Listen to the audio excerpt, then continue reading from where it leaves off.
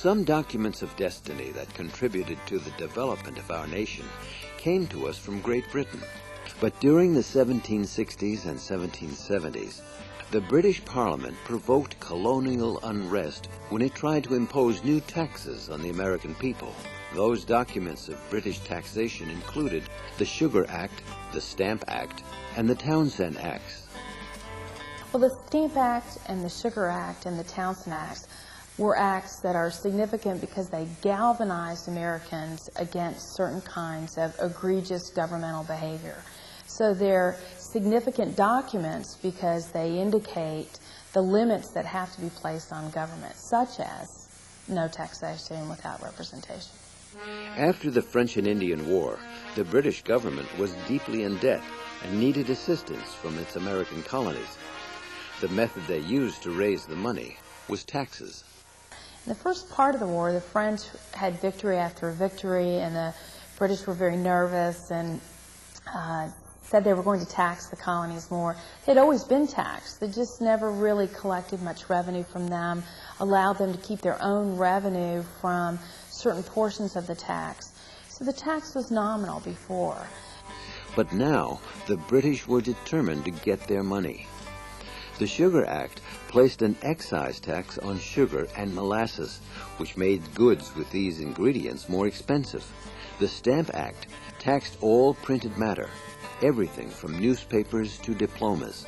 Colonists were required to buy a stamp for all printed documents.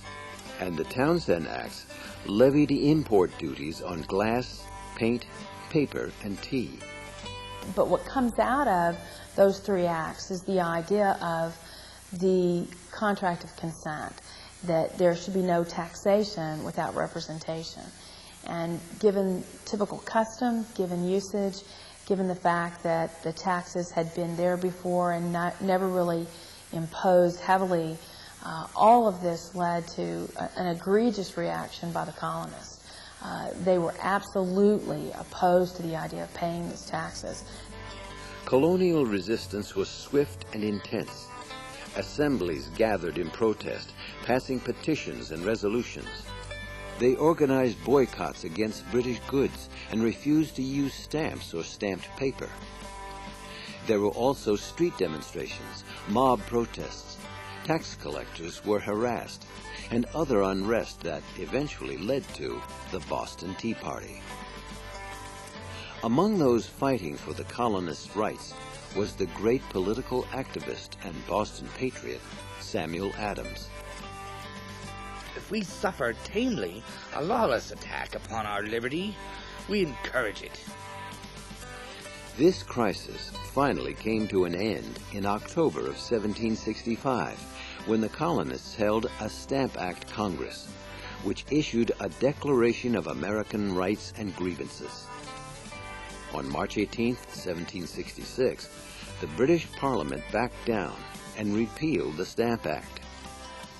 What comes out of that is so significant is the idea of not being taxed without being represented.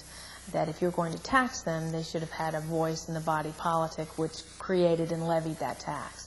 So that idea of taxation without representation, that battle cry that you hear that leads to things like the Boston Tea Party, that's the significance of those acts.